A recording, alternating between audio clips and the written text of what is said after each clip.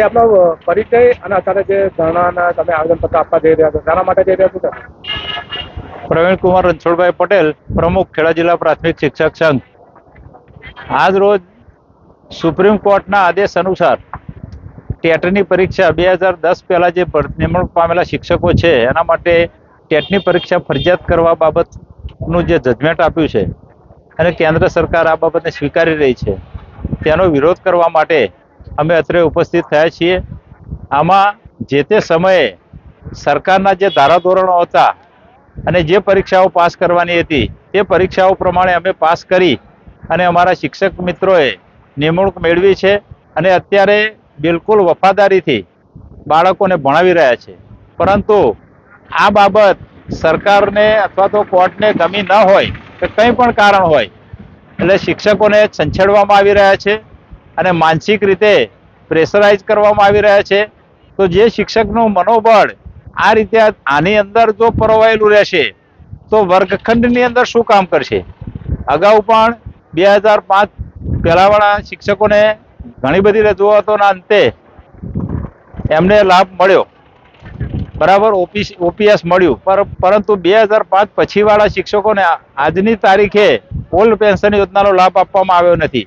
તે પણ ટ્રેસમાં અત્યારે હાલમાં જીવી રહ્યા છે.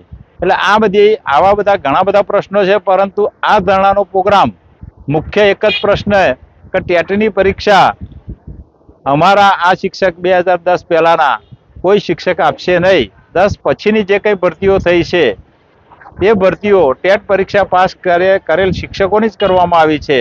એ બરાબર છે, પણ અગાઉના શિક્ષકો આ ટેટની પરીક્ષા ક્યારેય આપશે નહીં. જે આપનો પરિચય ને અત્યારે ધરણા પર બેઠા છો શા માટે બેઠા છો? હું નિમિષાબેન કાંતિલાલ પરમાર કેરિયાવી પ્રાથમિક શાળામાંથી આવું છું. ખેડા જિલ્લા પ્રાથમિક શિક્ષક સંઘના તમામ પ્રમુખ મંત્રી, અલગ અલગ પ્રમુખ મંત્રીઓ, ઉત્કર્ષ મંડળના પ્રમુખ મંત્રી અને બીજા તાલુકામાંથી આવેલા પ્રમુખ મંત્રી તથા બધા શિક્ષકો અમે એકત્રિત થયા છીએ.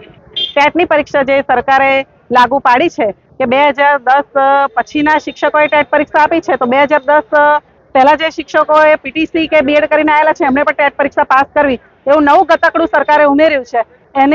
એના વિરોધમાં પ્રદર્શન કરવા માટે અમે અહીંયા ધરણા પર બેઠેલા છીએ. My school is one such future ready school where I understand each and every concept taught in the class and don't rote learn, where teachers don't just use books and blackboard to teach but use new ways of teaching and learning like audiovisual learning, activity based learning and group activities which enhances my conceptual understanding. My school also teaches coding, which is an important 21st century skill.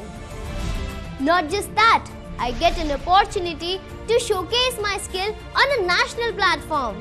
And with all this, I acquire important skills that make me future ready and confident.